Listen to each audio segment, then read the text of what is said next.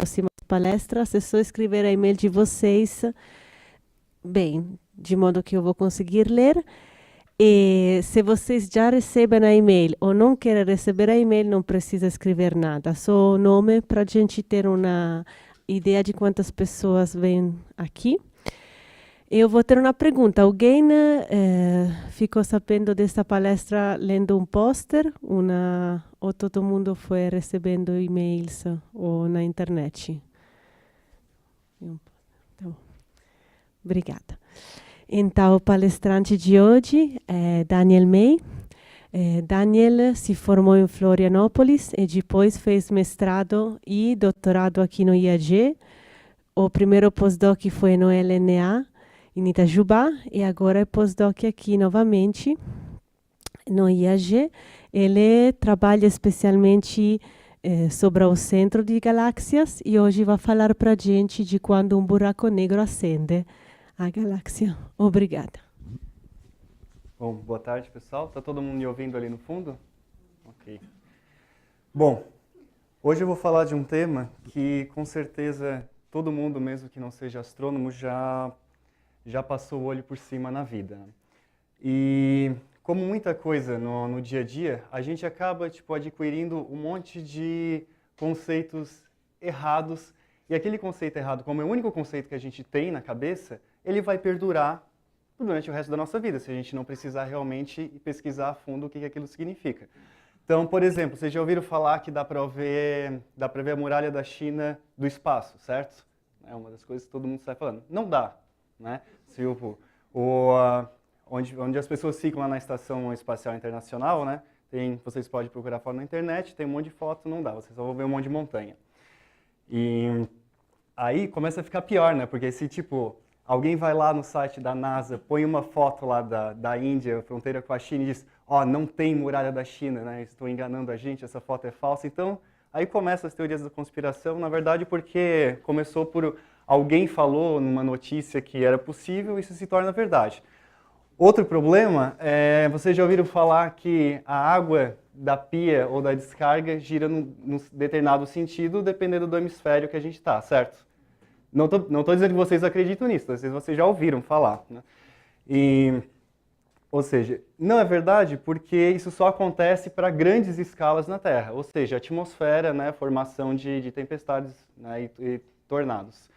E também na erosão de rios, né, porque rios realmente eles cortam grandes extensões de terra e como é um fluido caminhando ali, ele tem uma certa preferência para fazer pressão num lado da margem, e isso a gente consegue medir. Então são forças que só consegue ver numa grande escala, né? Outro muito comum, que inclusive eu acreditava antigamente, a gente só usa 10% do cérebro, né? Isso é super disseminado. Que bom que não é, né? Porque senão a gente ia carregar 90% do peso do cérebro de uma maneira inútil, né? Ia ser totalmente desnecessário. E sobre buracos negros, né?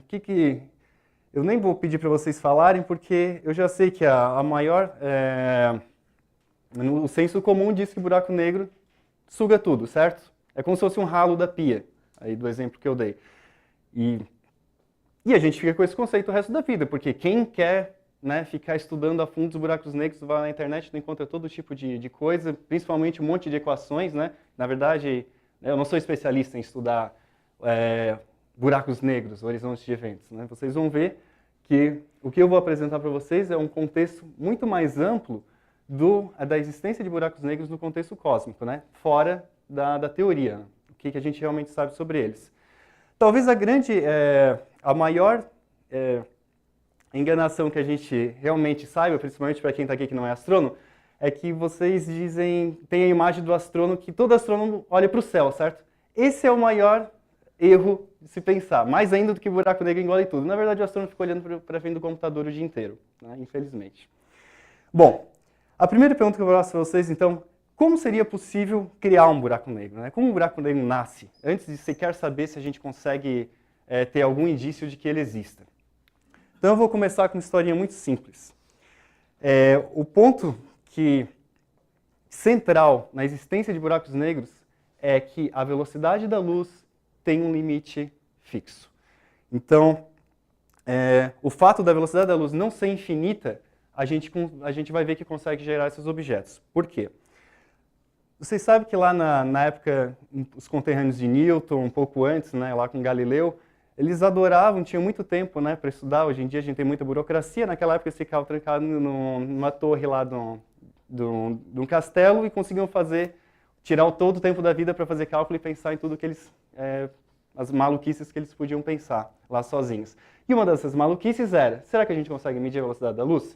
Então Galileu fez uma experiência muito simples. Eu sei que se vocês parassem para pensar durante alguns minutos, teriam a mesma ideia que ele.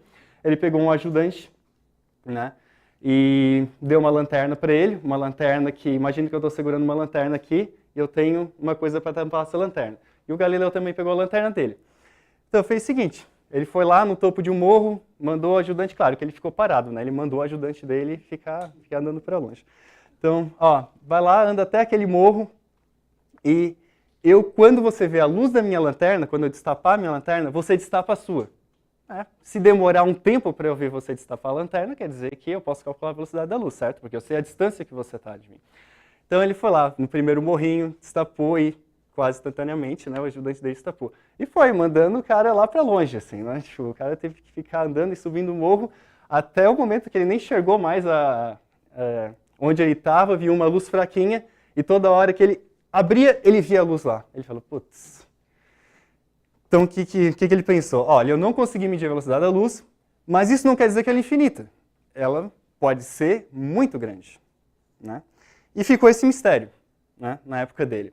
Até mais ou menos 1760, por aí, quando já tinha sido inventado o telescópio, né? Galileu inventou em 1607, 1608, junto com outro cientista. E uma das coisas que eles conseguiam ver no céu e uma das coisas que derrubou o modelo heliocentrista foram as luas de Júpiter, né, e de Saturno. Eles viram, pô, opa, tem corpos girando ao redor de outros corpos que não é a Terra nem o Sol. Então, por que obrigatoriamente, né, tudo tem que estar girando ao redor da Terra? Não precisa, né? Então isso aí foi um marco muito forte na astronomia. Aí, esse cara chamado Homer foi muito esperto. Ele começou a medir, putz, eu consigo ver as luas de Júpiter ali. Claro que eu não via Júpiter, né, assim como a NASA vê hoje em dia, né, com essas fotos incríveis. Mas ele via que as luas desapareciam ao redor de Júpiter, né, como se fosse um eclipse, né? A Lua está passando na frente, depois passa lá por trás, demora um tempo para voltar. Então ele pegou o momento que a Lua aqui começa a sumir e marcou, vamos ver a duração desse eclipse, né? Legal. Quando a Lua apareceu do outro lado, ele marcou lá, vamos dizer, 2 horas. Apareceu lá. Aí, ele queria sempre melhorar as medidas e tal, e depois de alguns meses, ele fez de novo, né? Vamos refinar isso aí, porque sempre tinha muita competição na época, né? Já começaram a fabricar muito telescópio e tal, então as pessoas queriam ter a sua fama, né? Ter as suas medidas muito bem feitas. Aí ele fez uns meses depois, demorou 10 minutos a mais. Mas ele era muito vaidoso. Tipo, ele fez tudo certinho, esses 10 minutos não era erro dele, né? E ele continuou, fez outro e variava esse tempo. Ou seja, desde Kepler, que é antes do Galileu, a gente já entendia, né, graças a Kepler, né, que Newton desenvolveu a lei da gravitação, porque ele tinha as órbitas dos planetas muito bem observadas, mesmo sem telescópio, né? Porque o Kepler era um discípulo do Tycho Brahe, que era um super, praticamente um filho adotado de um rei dinamarquês lá, que podia, super mimado, queria construir o maior observatório do mundo, ia lá e tinha dinheiro para construir, né? Hoje em dia, os astrônomos, infelizmente, não têm essa sorte, né? Então, eles construíram grandes equipamentos para medir, né, ângulos no céu e tal, não tinha telescópio, mas eles conseguiram grandes medidas e o Kepler viu que a órbita desses planetas era eclíptica. Aí o Newton desenvolveu a lei da gravitação e tudo era muito exato. Era uma física que a gente começou a achar que estava entendendo o universo, né? Então, essa diferença de tempo de um eclipse medido num certo período do ano e medido depois, ele não podia ser um problema de não entender a órbita dessa Lua, né? Era um problema que tinha que fundir a cabeça e pensar o que estava acontecendo aí. Então, ele, muito esperto, teve uma inspiração, né? Falou, opa, se a velocidade, se isso for porque a velocidade da luz é finita e de acordo com a posição que eu estou na órbita da Terra, vocês veem, imagino que o Sol está aqui, né? A Terra está aqui, Júpiter está sempre, né, mais afastado. Só que às vezes a Terra está aqui atrás, Júpiter está mais longe ainda. Às vezes a Terra está aqui na frente do Sol e está mais perto de Júpiter, certo? Então, o tempo que a luz leva de Júpiter ou da Lua de Júpiter para chegar na Terra nos dois pontos, se a velocidade da luz não for infinita, vai ser diferente, certo? Então ele mediu a velocidade da luz pelos eclipses de Júpiter. Aí bateram o martelo. A velocidade da luz é finita e mediu um valor lá próximo de 300 mil km por segundo. Perfeito. Isso é crucial para a gente entender que buracos negros podem existir. Tá? Vou te explicar por quê. Coloquei essa forma bem grande e já, como eu não tem um monte de coisa aqui que eu não vou usar, é a velocidade de escape, né? Para a gente lançar um corpo fora da influência gravitacional de qualquer outro astro. A gente precisa lançar um corpo com uma certa velocidade, né? Se você jogar uma pedra para cima, ela volta. Como é que você vai jogar uma pedra para ela não voltar? Tem que ter uma velocidade mínima, tá? Então, eu só estou interessado, na verdade, aqui na massa e no raio, que é a dependência dessa velocidade. Esse símbolo alfa aí é proporcional, é só porque eu não quero escrever as outras coisas da forma, tá? Então, a velocidade de escape depende da massa e do raio, ok. Já se sabia, isso aqui é derivado das leis de Newton, então lá nessa época dessas descobertas eles já sabiam disso, já podiam pensar o que eu estou falando para vocês. Velocidade da luz é finita, e eu preciso de uma velocidade para sair de um astro. Será que eu posso ter um astro tão massivo ou tão compacto que essa velocidade seja maior que a da luz? Por que não pensar sobre isso, né? Ele não estava dizendo que existia algo assim, ele estava dizendo que podia existir. A fórmula permite que exista isso, porque a velocidade da luz é finita. Agora acontece que no universo, a massa das coisas é mais ou menos constante, fica caindo, né, meteorito na Terra, ganha um pouquinho de massa e tal, mas quando uma estrela nasce, ela nasce de uma nuvem de gás e tal, mas uma hora que ela começa a brilhar, ela, né, expulsa aquele resto do material pela pressão da radiação dela, e ela fica naquela massa sempre. Então, no universo não existiria nada assim que ficasse comendo massa, caindo assim, crescendo assim numa escala que fosse apreciável, né? Então, sendo a massa constante, eu só vou me preocupar com o raio. Será que alguma coisa no universo faz com que o astro mude o seu raio, no caso aqui, diminuindo, se eu quero que a velocidade aumente, certo? Para a Terra, esse valor é mais ou menos 11 km por segundo. É coisa pra caramba, né? É atravessar São Paulo em 2, 3 segundos. Só que para a luz não é nada. E será que eu posso, então, diminuir esse R cada vez mais, até que esse lado da igualdade comece a ficar maior que a velocidade da luz? Bom, a questão é a seguinte. Se eu diminuísse a Terra não vai diminuir de raio nunca, né? Porque ela está ali, super estável e tal. Se eu quisesse diminuir o raio da Terra para que aquela velocidade de escape, né? Vocês veem lá que, tipo, a equação tem um raio ali no denominador. Então, diminuindo, a velocidade vai aumentando. Eu teria que diminuir o raio da Terra até 1 centímetro. Aí a velocidade para sair dessa superfície teria que ser maior que a da luz. Mas, bom, não existe isso, né? Não existe nenhum compressor cósmico que vai ficar passeando por ali e encolhendo, fazendo os planetas encolher, né? Então, isso significa que, se isso é possível no universo, isso talvez seja possível no final da vida de uma estrela. Eu vou explicar para vocês por quê. Uma estrela é muito simples de explicar, né? Eu lembro que quando a minha irmã tinha 4 anos, eu ficava tentando explicar para ela o que é uma estrela, né? Porque ela ficava desenhando aquelas estrelas de 5 pontinhas da escola, né? E eu falava, não, Isis, a estrela é uma esfera, é uma bola de gás. Ela odiava isso, né? Imagina. Ela não vai desenhar uma estrelinha, um círculo no caderno dela. Então, uma estrela é uma bola de gás, ou seja, eu não posso pisar nela, e ao mesmo tempo, o gás não desaba. Ele não está apoiado em nada, mas ele está lá, o Sol está lá há 5 bilhões de anos. Mas por que ele não cai sobre si mesmo? Tem alguma coisa contrabalanceando a força da gravidade dele, que é muito forte, né? É excepcionalmente forte. Ele é muito mais massivo do que os planetas. Então essa força, né, isso foi testada várias hipóteses, né? A primeira hipótese é, putz, o Sol é feito de matéria orgânica, né? Tipo, como se fosse carvão, claro, lá na Revolução Industrial, né? Tipo, tudo era carvão, né? Tudo, isso era o segredo agora do universo, né? Infelizmente era só o segredo do capitalismo, não do universo. Então, se descobriu que para gerar energia o suficiente para o Sol se manter vivo durante 5 bilhões de anos, tinha que gerar uma quantidade de energia que a gente nunca gerou em indústria nenhuma na Terra. Tem que ser uma eficiência muito alta e a gente encontra isso na fusão nuclear, né? Vocês já ouviram falar?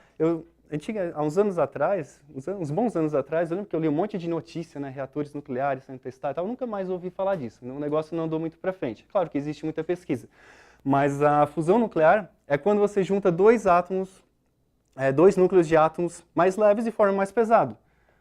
E, pelas leis da física, parte da massa desse novo átomo vai virar energia. Então é uma maneira bem eficiente, né? Na teoria, os físicos de partículas na época lá, tipo, ficaram felizes que descobriram isso porque isso deu conta da vida do Sol. O que o Sol faz no interior? Ele tem pressão suficiente para os dois prótons do hidrogênio. O hidrogênio lá está sem o elétron, né? Porque está tudo ionizado lá. Então tem um mar de prótons. Por que eles não se juntam aqui na Terra normalmente? Porque tem a força eletrostática que faz a repulsão entre eles, que é uma força que quanto mais perto, mais forte ela fica, certo? Agora, lá no interior das estrelas, eles estão tão rápido que eles se chocam e conseguem se unir, né? Aí, depois de estar unido, é outra força da natureza que mantém eles lá unidos, que é a força nuclear forte. Mas, enfim, isso é matéria lá dos físicos de partículas.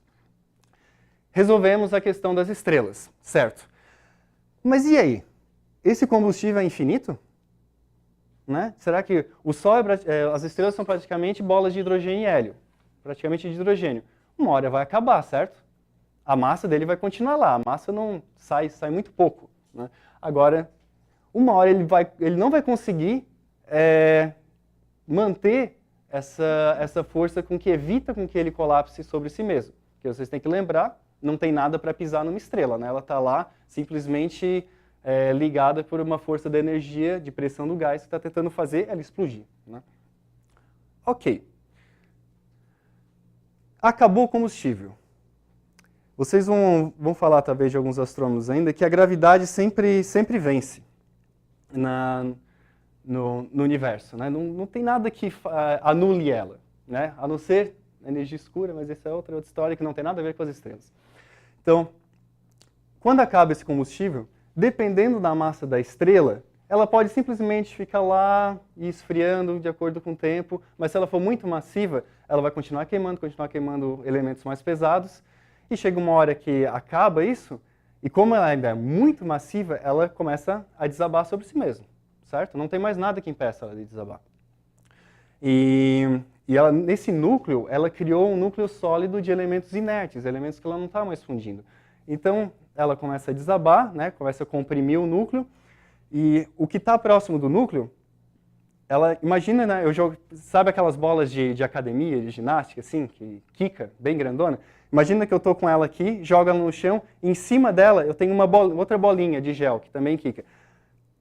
A bola grande, que imagina que é a massa que está lá perto do núcleo da estrela, cai, volta, bate na bolinha pequena, não vai subir mais até aqui de onde eu soltei, ela vai lá para cima, porque vai ser uma força muito grande que, tipo, esse choque do que está caindo lá em cima e batendo e ricocheteando, vai expulsar toda a estrela para fora. Isso que a gente chama de supernova, né? É a estrela jogando o que ela foi para fora. E ainda bem que elas existem, porque senão esses átomos diferentes de hidrogênio no nosso corpo não teriam existido para formar a gente e tudo mais.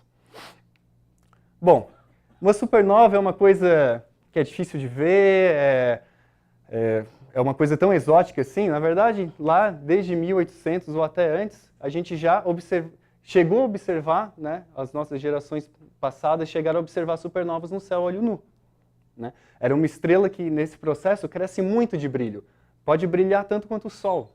Então imagina, né, na época que ninguém entendia nada de física, de ciência, ver uma coisa dessas, acho que dá para beirar a loucura, né? Tipo, o que será que é isso? Então aqui tem a foto de uma galáxia, e vocês podem notar que aqui não tinha nada, e depois de um tempo tem algo que brilha quase como o próprio núcleo da galáxia, que é onde tem mais estrelas também, né? Pode brilhar tanto quanto uma galáxia. Então é uma coisa simplesmente fantástica isso. Mas ok, o que sobra da supernova? Sobrou aquele núcleo que ela não conseguiu queimar nada, certo? O que essa história está se desenvolvendo por quê? Porque eu estou querendo falar para vocês que as coisas no universo não aumentam de massa, mas elas podem, né, na época, o que eles sabiam, elas talvez possam diminuir de raio. Então eu quero saber se chega algum momento na natureza que o universo produz astros ou estrelas cujo raio é tão pequeno que a velocidade de escape se torne maior que a da luz. Então, às vezes, no final dessas supernovas, sobra o que a gente chama de estrelas de nêutrons. É como se fosse um núcleo de um átomo gigante só de nêutron, né? O que está mantendo ele ali, impedindo de colapsar, são forças atômicas. Então, é o limite da matéria no universo conseguir suportar o próprio peso. Pode ser que se a estrela for ainda mais massiva, na hora que ela começa a colapsar, nem essa força dos nêutrons consegue segurar ela. E ela diminui de raio. Nesse momento que ela está diminuindo de raio, ela chega um momento que a velocidade de escape é maior que a da luz. Aí você não sabe mais o que acontece. Né? A gente nunca viu, né? Eu mostrei a foto para vocês de uma supernova. Mas imagine, isso acontece em questão de 1, 2 segundos. Imagina você estar observando um negócio com um telescópio naquele segundo, no universo de 13 bilhões de anos. Isso é praticamente impossível. Tá? O que a gente vê é o que já aconteceu. Então, chega algum momento no interior dessa estrela que a luz não escapa mais, mas a estrela ainda está morrendo. A partir desse momento, a gente não consegue mais ter informação do que acontece lá dentro. Para a gente seria ótimo, né? Porque a gente não... É impossível produzir esse tipo de situação em laboratório aqui. Eu quero criar, né, um núcleo de nêutrons. Não, é impossível, só o universo consegue criar isso. Então, seria legal a gente observar para entender, a partir da radiação que sai de lá, que tipo de processo isso está acontecendo. Só que se não sai mais luz, radiação, eu não sei mais. Então, os físicos vão voltar para a sua prancheta e tentar descobrir alguma coisa que não dependa, né, da observação de coisas que é impossível de observar. Bom, aí formou um buraco negro. Ok, o que aconteceu com o resto da estrela? Bom, parte foi para dentro do buraco negro, parte da supernova talvez tenha ido para fora, enfim. Mas isso é útil para a gente? Imagina que forma um buraco negro de 10, 15, 30 quilômetros desse horizonte onde a luz não escapa mais. A gente consegue ver isso? Não vai ver nunca, né? O negócio não emite luz. A estrela morreu, tal, ficou um negócio preto lá. Não adianta, em qualquer lugar do céu que tu apontar o telescópio, tu não vai ver isso nunca. Então, ainda não é útil para a gente. Né? Ou seja, uma coisa que começou em 1784, depois de Newton, né, desenvolver aquela fórmula da velocidade de escape e tal, passaram-se séculos e só em 1915 começou a pensar de novo em buracos negros. Antes disso, era uma coisa, né, que a pessoa podia usar lá num roteiro de teatro, numa coisa, mas os físicos não falavam mais muito disso. Então, por que ganhou força em 1915? O que aconteceu em 1915? Teoria da relatividade geral, né, que tratava das coisas com gravidades referenciais não inerciais. Então, o buraco negro era uma coisa tão difícil de lidar, né, matematicamente, que só o Einstein, quando trouxe as ferramentas dele, conseguiu trazer novos conceitos para estudar isso. Então, isso começou a passar pela cabeça das pessoas, do físico, a partir daí de novo. Tá? Mas, sem esperança nenhuma para observar, eles são negros. Né? Então, essa superfície, o buraco negro é realmente uma coisa 3D. Né? A gente costuma desenhar como círculo, às vezes vocês veem no Google aquelas fotos de um poço, né, no espaço e tempo e tal. O buraco negro é esférico. Tá? É uma coisa, se estivesse aqui no centro da sala, vocês só não iam ver o que está atrás dele aqui, iam ver um pouco da deformação ao redor dele, porque ele deforma o espaço, mas é um limite no espaço onde tu não sai mais luz. Tá?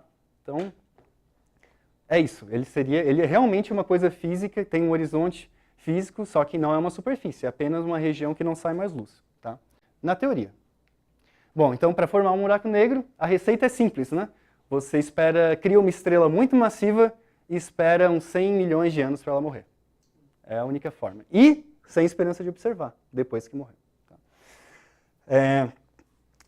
Então aí o Einstein veio e começou com as teorias de deformação, do espaço-tempo e tal, mas isso ficou meio que no esquecimento. Tá? Bom, vocês sabem que as coisas não são lineares na ciência, né? Ao mesmo tempo que está acontecendo essas discussões, outras pessoas estão fazendo outras coisas. Né? Estão lá, felizes da vida, observando o telescópio, o céu, preocupadas com o trabalho delas. Então, em 49, mas isso já foi observado um pouco antes, mas eles cunharam um certo termo nessa data, chamado de radioestrelas. né? Vocês têm que entender que era uma época muito rica na astronomia, porque os grandes telescópios estavam sendo feitos. Para qualquer lugar que tu apontar o telescópio, tu descobrir uma coisa nova, né? Não é hoje em dia que a gente tem que gastar 10 bilhões de dólares, fazer um mapeamento do céu durante anos, para quem sabe tu descobrir alguma coisa nova, né? Então a vida do astrônomo era muito mais excitante nessa época. Então eles observaram, como que eles observaram radioestrelas? Radioestrelas estão dizendo que está emitindo rádio. Rádio é luz, é uma luz de baixa energia, tá? Só que obviamente o nosso olho não enxerga, mas é luz, é onda eletromagnética. E, além dos astrônomos, tinha o que a gente chama de radioastrônomos. Tá? Só que eles não observam com telescópios com espelho, eles observam com aquelas antenonas lá. Vocês sabem aquela antena de recibo, do filme Contato e tal? São aqueles pratos de metal que observam a luz emitida em rádio. Então tinha um monte de radioastrônomo, né? Só que, vocês imaginam, por questões até políticas e tal, muitas antenas foram construídas na Austrália. E a astronomia óptica de ponta estava nos Estados Unidos, na Califórnia. Então vocês imaginam, nessa época, né, pós Segunda Guerra Mundial ali, os caras ficarem conversando, e aí, tipo, vi um negócio aqui, será que dá para te confirmar para mim o que é, medir melhor a posição? Isso demorava meses, os caras te mandavam carta, né, mandaram, tinha um telégrafo, mas era uma coisa dificílima, as pessoas eram muito isoladas. Então, eles começaram a observar, isso aqui é uma imagem, é claro que uma imagem rádio é sempre, infelizmente, muito feia, né? Coitados dos radioastrônomos. Porque eles mostram esses mapas de contornos e tal, porque eles estão observando de uma maneira diferente do que o astrônomo óptico está observando. Mas observam e existe uma coisa lá. Então, o astrônomo óptico observa as coisas, né? Por exemplo, um céu cheio de estrelinha, daí eles apontam o radiotelescópio para a mesma parte do céu, observam que tem fontes muito brilhantes em rádio, né? Ninguém entendia o porquê que podia ter fontes brilhantes em rádio. E mais um grande detalhe, a precisão na posição dessas coisas aqui era muito menor do que a precisão no óptico, tá? Então, por exemplo, se eu quero saber se isso aqui corresponde a essa estrela, eu não sei se está aqui, está aqui, está aqui, está aqui, está aqui. Então, eu quero estudar uma coisa que eu nunca vi na vida, né? Não tem nenhum livro, né? Tipo, puta, emissões em rádio no céu, super fortes. Aí eu não sei se esse negócio em rádio também emite outra coisa, porque eu não consigo comparar os dados, tá? Aqui eu acho que a minha figura esticou sozinha porque ela quis e eu quis dar um zoom em outro lugar, mas enfim. O zoom era praticamente numa estrelinha. Então aquela foto era de uma região de que eles queriam ver se tinha alguma associação com as estrelas em rádio ou as estrelas no óptico. Então eles viram um objeto muito curioso, tá? Eles viram uma coisa que realmente parece uma estrela aqui, né? E viram esse negocinho aqui que, eu acho que a primeira pessoa que revelou essa foto deve ter feito até assim no papel, porque parece sujeira, né? Mas não, isso realmente está lá no céu. Então nada mais natural pensar de que, aqui é uma foto moderna do Hubble, isso aqui é uma galáxia vista de perfil, isso aqui é uma estrela, né? Nada mais natural. E eles queriam associar, por exemplo, uma fonte de rádio aqui a alguma coisa aqui, né? Será que está na galáxia? Onde é que está isso aqui? Ninguém sabia direito. Então, às vezes tem umas ideias muito geniais na astrofísica, e essa é uma delas.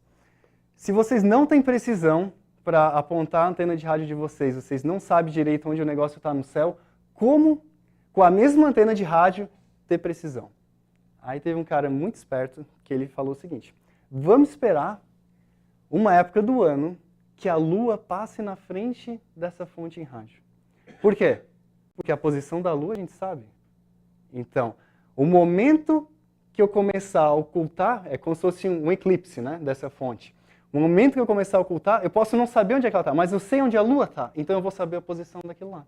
Então eu espero a Lua passar na frente, espero a Lua sair da frente e medir de novo onde é que aquilo está. Daí eu consigo medir a dimensão. Tá? Então, foi assim que eles tentaram medir. Qual a associação dessa emissão em rádio? Aqui vocês podem ver, essa é a emissão real, né, que eles queriam saber se estava associado à estrela ou aquele objeto estranho lá que parece sujeira. Essa foi a maneira que eles conseguiram fazer isso. Infelizmente, a pessoa que fez os cálculos depois errou, mas daí depois alguém chegou lá e conseguiu. Né? Então o negócio é sempre muito árduo, assim, né? Não é uma coisa muito óbvia. Então, legal. O negócio está essa pontinha aqui estava associada a essa estrela e toda a extensão dessa emissão em rádio chegava até aqui na ponta. Pô, uma coisa muito esquisita, né? Mas eles sabiam que isso aqui estava vindo daqui, né? Eles não podiam, me estuda esse objeto aqui para saber por que isso aqui emite rádio, mas eu nem sabia se isso aqui estava vindo daqui, então agora eles sabem. Então o cara lá da Austrália chegou, ligou para um cara chamado Martin Schmidt, em 62, tu vê, 13 anos depois deles saberem da existência das estrelas de rádio, né? O negócio não é rápido. Aí ele falou, me tira um espectro dessa estrela. Vocês sabem o que é espectro? Perguntando para quem não é astrônomo. Já ouviram falar de espectro? Espectro parece coisa de assombração, né? E parece mesmo, porque espectro na astronomia, ninguém hoje descobre... O que é bonito na astronomia? Uma foto de uma galáxia espiral, por exemplo. Dá para descobrir alguma coisa com essa foto? Não. Dá para descobrir que tem braços espirais, tem mais estrela aqui e lá. Pronto, acabou. O astrônomo, né, teria perdido todo o seu emprego há mais de 50 anos, se as descobertas dependessem disso. Então, o espectro, na verdade, é a impressão digital daquela galáxia ou daquelas estrelas. Eu consigo saber que elementos químicos estão sendo emitidos por eles, né? Só que é muito mais difícil tirar um espectro do que tirar uma imagem, porque o espectro, como o nome diz, dilui a imagem, né? Ele pega toda aquela luz da estrela e espalha para mim ver do que ela é composta. Então, o desenvolvimento da espectroscopia demorou mais tempo do que o desenvolvimento da astronomia baseada em imagens.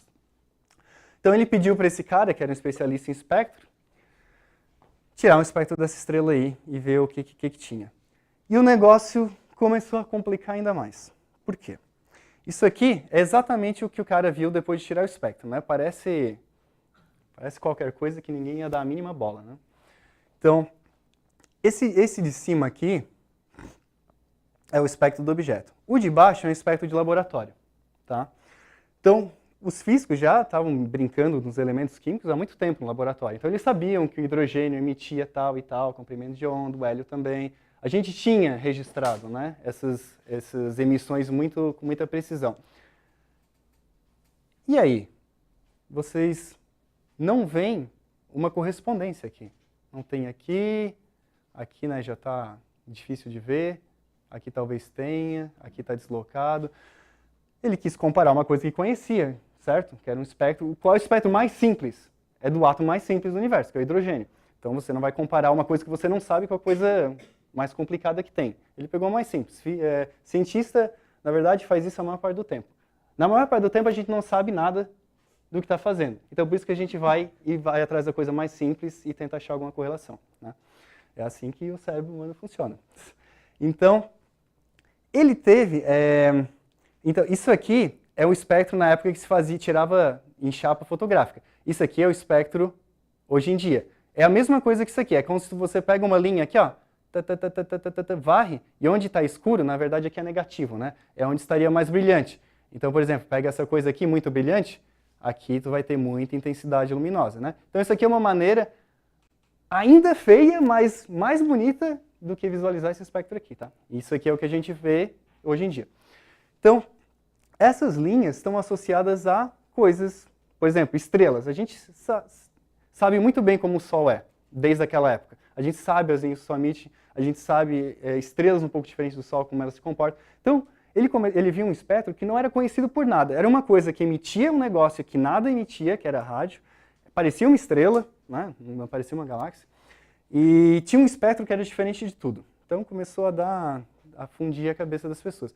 Mas ele, de novo, teve uma sacada muito boa. Ele, comparando os espectros da coisa mais simples que tem, que é o hidrogênio, com o negócio dele, se ele deslocar, se ele admitir que as linhas de hidrogênio estão deslocadas, elas batem. E o que desloca linhas no espectro? O que desloca a linha no espectro é o mesmo motivo que faz mudar a frequência sonora, né, de uma ambulância se aproximando e se afastando. As linhas mudam, vão mais para azul e mais para o vermelho, que a gente chama, embora não seja vermelho ou azul, é só a maneira de dizer. Vai mais para menos e para mais energia. Então, se isso fosse um objeto se movendo muito rápido, eu sei que negócio é esse. Só que eu não sei por que ele se move muito rápido, né? Em 1929, isso aqui a gente está em 62, 63. Em 1929, o Hubble descobriu o quê? A expansão do universo. Então a gente já sabia que quanto mais rápido um objeto estava, mais longe, mais distante ele estava da gente. E se isso aqui, se esse deslocamento fosse devido a uma distância enorme, seria o objeto mais longínquo já descoberto na astrofísica naquela época.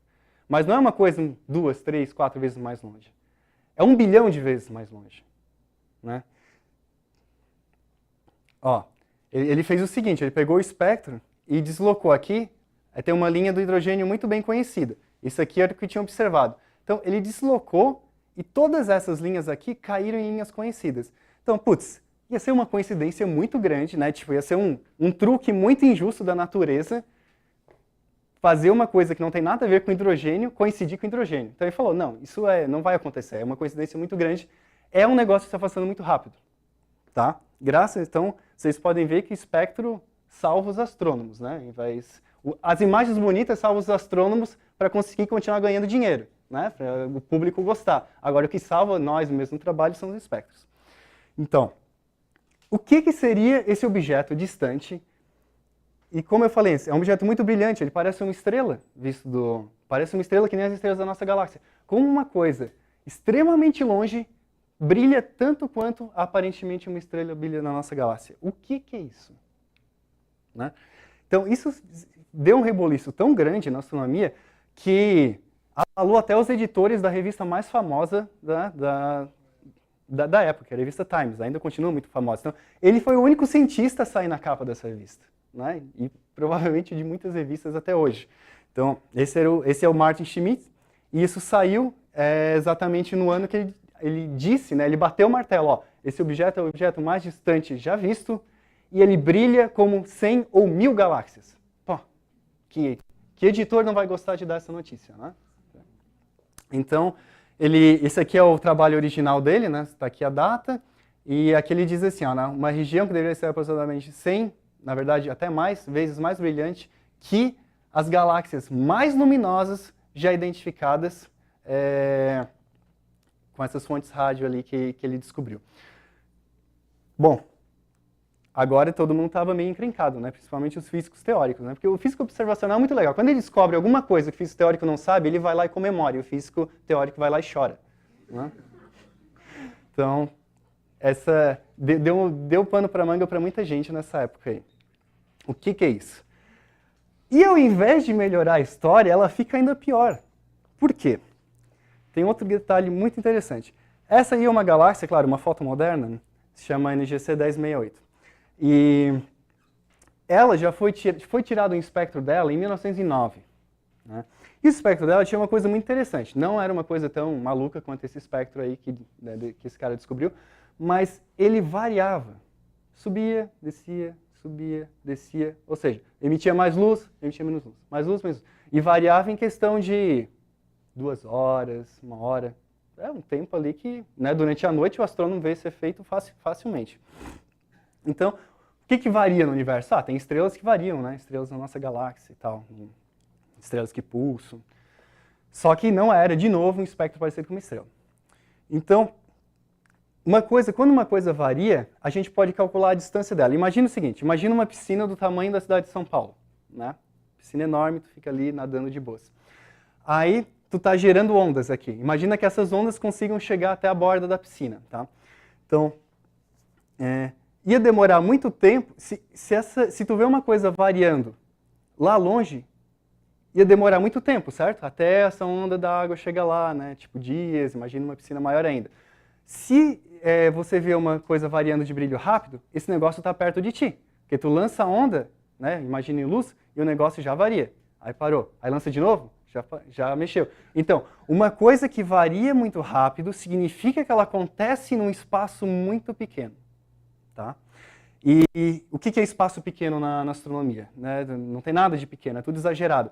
Mas essa variação tinha que ocorrer numa área menor do que o sistema solar.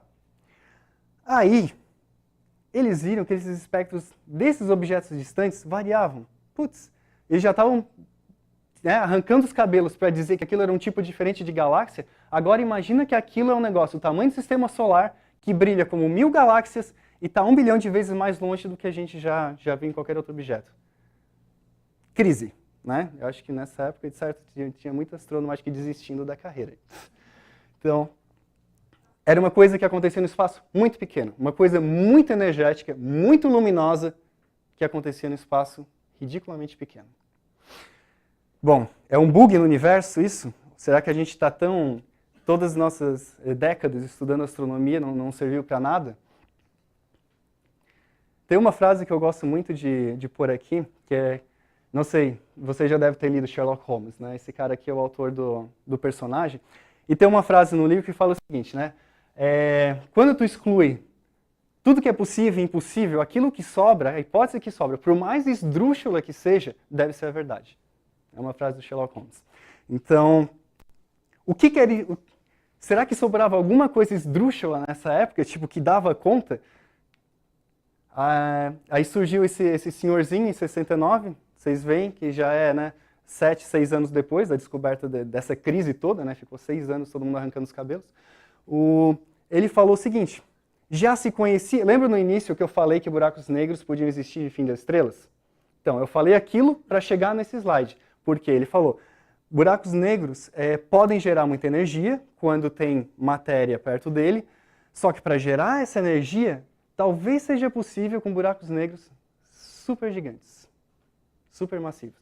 Então, vocês estão vendo que a história da astronomia fica cada vez mais esquisita. Imagina o cara, né, ele tem que ter muita certeza do que ele está falando. Né? Imagina se eu chego hoje para vocês, ó, matéria escura, eu sei lá, é um monte de qualquer besteira aí espalhada no universo, mas eu tenho muita certeza daquilo que eu estou falando. Todo mundo vai rir da minha cara, assim como provavelmente riram dele. Buracos negros. Primeiro que buraco negro eu nem sei se existe. É uma coisa lá da teoria. Agora você diz que vem buraco negro supermassivo e gigante. Não, você está realmente ficando louco, né? Então ele disse que, teoricamente, eles podiam gerar quantidades de energia tremendas e absurdas. Bom, buraco negro não emite nada, como é que ele pode emitir tanta luz? Né? É o seguinte, quando um buraco negro está, a gente fala acretando matéria, engolindo matéria, não que ele esteja sugando tudo, é apenas a matéria que chega perto dele. Ela não cai assim, pá, reto. Assim como a Terra não está caindo reto no Sol e nem todos os outros planetas. A gente, na verdade, está eternamente caindo, só que como a gente tem momento angular, a gente fica girando. Tá? Então, quando essa matéria gira ao redor do buraco negro, porque ela chega lá com uma certa órbita, ela vai espiralando, né, vai tendo atrito, e chegando muito próximo, é tão massivo esse buraco negro, principalmente, né, os supermassivos, que essa fricção é tão forte da matéria que ela começa a emitir muita radiação. E não só emitir muita radiação, parte dessa matéria, dessa massa, se transforma em energia. Eu falei para vocês que antes, a melhor forma de transformar a matéria em energia era no interior das estrelas. Aí surgiu essa forma. No interior das estrelas, eu não lembro direito agora, 0,6%. Essa aqui pode chegar a ser 50% da massa se transformar em energia, que é a maneira mais eficaz do universo de se produzir energia. Então ele teve essa grande sacada na época. Tá? Então aqui eu vou mostrar um exemplo para vocês, que é aquele exemplo, né, eram fotos antigas e tudo mais. Isso aqui é uma galáxia elíptica, aqui no meio. Tá? E isso aqui são estrelas da nossa galáxia. Né? O resto, tudo aqui... Uma dica para vocês, né, como vocês estão vendo foto de astronomia na internet, tudo que tem essas cruzinhas aqui são estrelas da nossa galáxia. Tudo que não tem são galáxias de fundo. Por quê? Porque só objetos muito brilhantes fazem isso aqui, que é um padrão de difração no telescópio. Tem que ser muito brilhante para fazer isso. Então, se vocês querem reconhecer uma galáxia, uma estrela, normalmente isso é uma boa dica. Né? Então, tem uma galáxia ali, aí se observou com telescópios muito melhores, hoje radiotelescópios muito melhores, e olha só o que acharam. Acharam uma coisa parecida com o que tinham achado lá na década, né, de 50, 60, só que com uma qualidade de imagem muito melhor. Então, vocês veem que é uma coisa muito maior que a galáxia, e é exatamente esse processo que aquele senhorzinho, né, falou, de buraco negro acretando matéria aqui, que gera essas quantidades enormes de energia. Tá? Aqui vocês veem que é uma coisa muito fininha. Lembra que tinha uma coisa fininha naquela foto anterior que parecia sujeira? Então, são esses jatos aqui. Com uma imagem melhor a gente pode ver. Então, além da matéria gerar muita energia, ela gera um campo magnético muito forte e joga partículas carregadas nessa forma de jatos. Tá?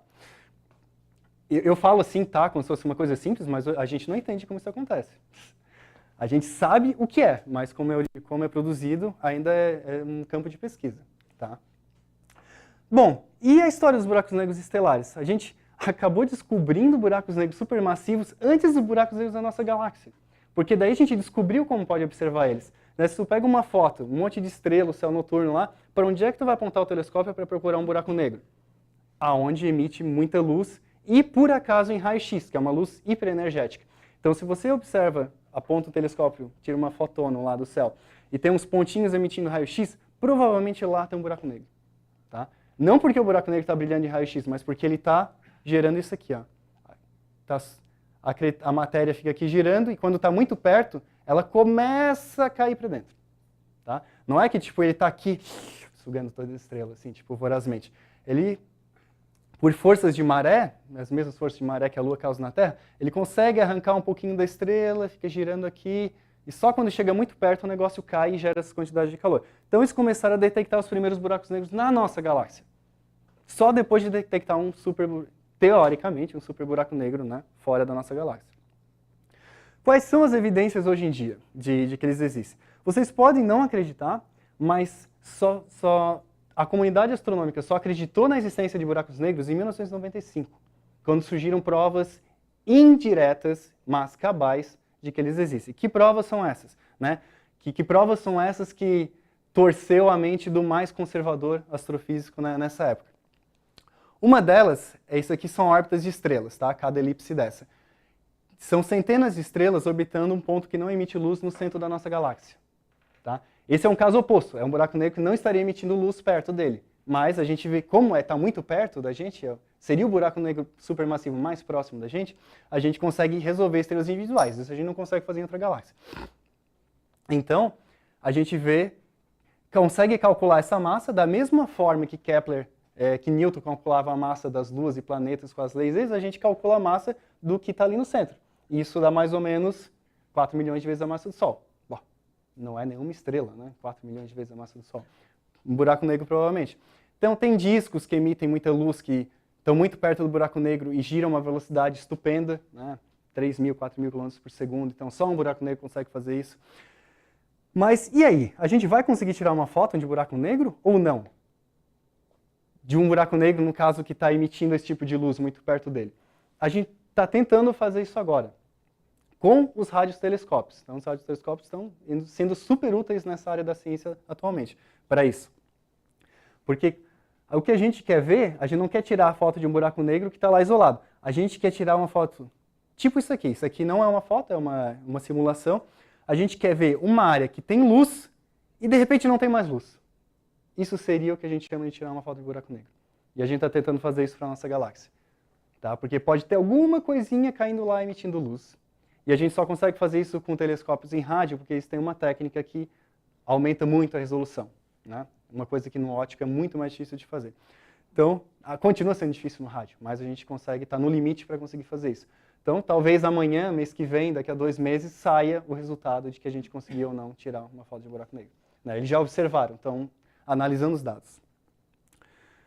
Bom, então, toda essa volta foi para quebrar um paradigma muito forte na cabeça de todo mundo, que buracos negros realmente estão ali para, né, acabar com a festa, para sugar todo mundo. Se colocar um buraco negro no lugar do Sol, vai continuar a mesma coisa, salvo, né, que a vida toda vai morrer porque não tem luz do Sol. Mas ninguém vai ser sugado. Né? Então, isso é o que a gente, quando esse buraco negro em galáxias, no centro de galáxias, primeiro que a gente também ainda está estudando como que eles nasceram, né? Ainda não é um assunto fechado, mas eles existem desde os primeiros milhares de milhões de vidas do universo, né? Lá no primeiro bilhão de anos. E eles geram essas radiações, né? Essa luz toda, esse vento é gerado pela radiação próxima a ele gera esses jatos e tal, só que uma coisa que ainda não se entende muito bem é o seguinte: qual é o efeito disso no centro da galáxia? Isso é relevante? Na verdade, é muito relevante. A gente fala hoje em dia que os buracos negros no centro da galáxia coevoluíram com a galáxia. A galáxia é do jeito que é, graças à presença dos buracos negros. Por quê? Porque ele, nessa ânsia de emitir radiação, ela expulsava gás da galáxia. Ou seja, é gás que estava formando a galáxia, ia formar a estrela, eventualmente, e, de repente, tem alguma coisa lá que esquenta esse gás, sopra. Então, um buraco negro, na verdade, vamos dizer que ele engula uma massa solar por ano, ele pode jogar para fora 10 massas solares por ano. Então, se a gente for dizer preto no branco, buraco negro engole as coisas ou expulsa as coisas, ele expulsa. Muito mais do que cai aquilo dentro dele. Tá? A diferença é que ele não está expulsando algo que já entrou, né? Ele está expulsando algo que entraria. Então, esse gás que ia formar a estrela se mantém quente e impede as galáxias na história ao longo da sua evolução, de já ter gastado todo o gás para formar a galáxia, para formar a estrela na galáxia. Então, hoje em dia, o universo, as galáxias, isso continua formando estrela, então a gente vê muito mais estrela hoje em dia do que veria se não tivesse esses buracos negros. Seria um universo, digamos, mais escuro. Tá?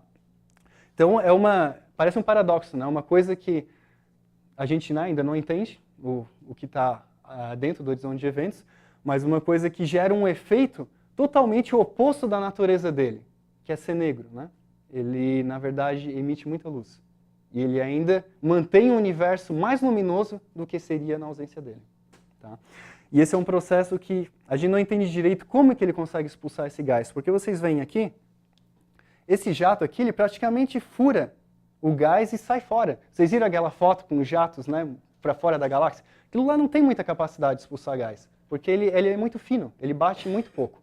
Aí tem esse vento também, que é o vento de radiação do disco, e nas galáxias atuais, ele não teria muita força para jogar isso para fora. Só lá no início do universo que tem muito gás. Então, aqui no IAG, a gente fez uma pesquisa e descobriu que tem uma maneira de gerar esses ventos que é muito eficiente. Porque essa energia do jato, se ela fosse espalhada, porque é muita energia cinética ali, se ela fosse espalhada de um jeito a gerar um outro tipo de vento, ainda ali no núcleo, a gente ia conseguir expulsar muito mais gás.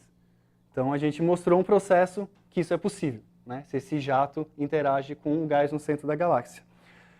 Então eu espero que eu tenha passado a mensagem para vocês de que vocês nunca mais vão ter a impressão errada sobre buracos negros. Obrigado.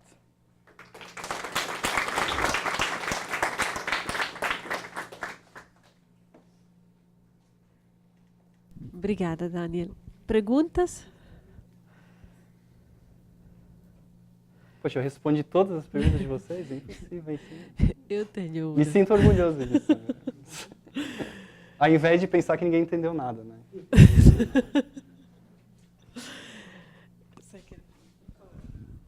Meu nome é Radamés. Eu queria saber se, da mesma maneira que ele está saindo, ele não poderia estar, por outro lado, entrando. Então, nós teríamos os dois fatores. Uhum. Tem esses dois jatos que a gente vê, eles realmente estão saindo, certo? Porque esse campo magnético colima de forma igual no plano disco. O que está entrando é aquilo do disco que está bem próximo do buraco negro. Então, ele entra e sai. O que eu estou dizendo é que sai muito mais do que entra, porque ele expulsa o que está lá perto dele, né? Então, muito tempo se conjecturou, putz, se existe isso, pode existir buracos brancos, né? Que é o oposto de buracos negros. Talvez tudo que entre saia em algum lugar. Primeiro que a gente não... Aliás, se pensou que esses objetos luminosos que o Martin Schmidt descobriu fossem buracos brancos. Teve gente que pensou isso, né? Sabia que existia buraco negro estelar, vai que isso é um buraco branco. Não foi o caso. Daí tem gente que diz, não, isso vai para outro universo, blá blá blá. Mas se fosse para outro universo, o que é buraco negro lá poderia vir para o nosso, sabe? Então não existe nada, nada sai de um dentro do buraco negro até onde a gente sabe essa questão.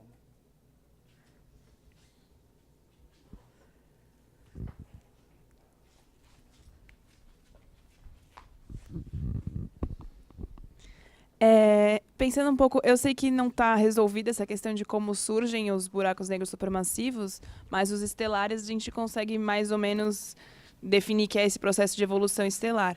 Depois que eles viram buracos negros estelares, eles continuam em órbita nas galáxias? Ou porque, sei lá, eu fico pensando como se fosse alguma coisa que tivesse que juntar eles no centro de uma galáxia, ou se essa essa massa que se juntou lá até formar um buraco negro, na verdade, pode não ter vindo de outros buracos negros já formados, se era só um acúmulo. Pergunta. O que ela está querendo saber é, embora a gente não saiba como os buracos negros no centro das galáxias tenham se formados, se eles se originaram de buracos negros bebês, né, de estrelas, eles não iriam lá cair para o centro também, né? Eles iam continuar cada um na sua órbita. Né? O que acontece? A Via Láctea provavelmente tem uma estimativa de ter mais ou menos 10 milhões de buracos negros. Não pode parecer muita coisa, assim, mas não é uma massa que dá para dizer, isso é matéria escura. Né? Então, no centro, antigamente, eu falei que eles cresceram muito rápido antigamente. Então, eles com certeza não se originaram só de buracos negros de estrelas, né? Pequenas sementinhas. Eles se originaram porque tinha muito mais gás que não era estrela na época. Então, e na época ainda se formavam estrelas muito massivas, coisas que hoje em dia não acontecem. Se formavam estrelas, teoricamente, de 200, 300 vezes a massa do Sol. A gente não vê estrelas assim hoje em dia, a gente vê de 60, 80, né? Porque tinha muito mais gás. Essas estrelas viviam poucos milhares de anos, diferente do Sol que vive 10 milhões de anos. Então, podiam ter gerado sementes razoavelmente grandes, né? E como era abundante o gás ao redor, o que caiu nele não foram outros buracos negros, né? Foram esse gás, tinha um disco de gás, desse disco de gás que eu mostrei, muito mais expressivo, que fez ele crescer muito mais rápido.